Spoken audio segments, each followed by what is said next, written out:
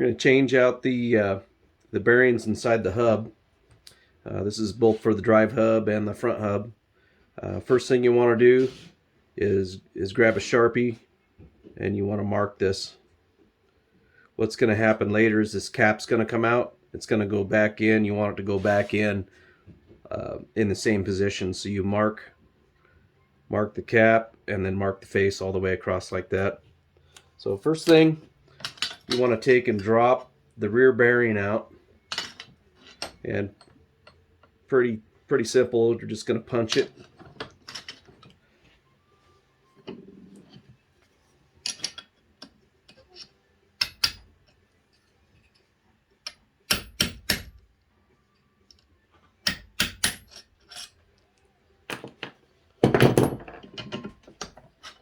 And then for the front, you want to support on this outside edge here.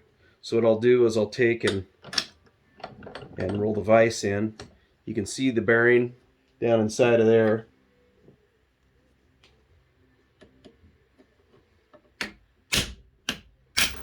There you go. So the bearing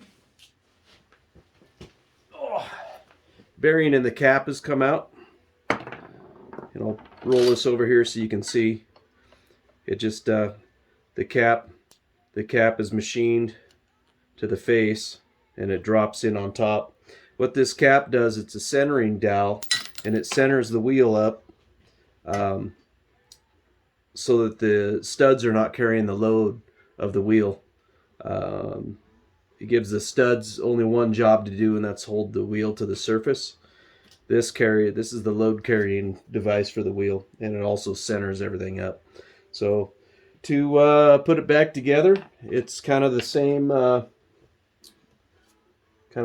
setup. Just grab a bearing and drop it in there. If you want to run a little bit of wipe a little red Loctite in there, that's fine too.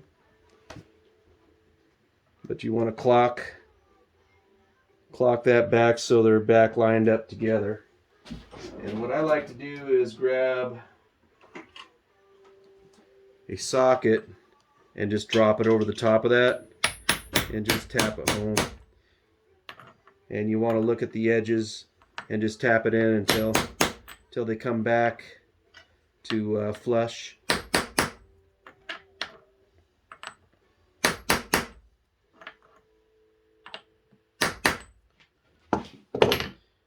And then the reverse goes for your bearing on the inside too.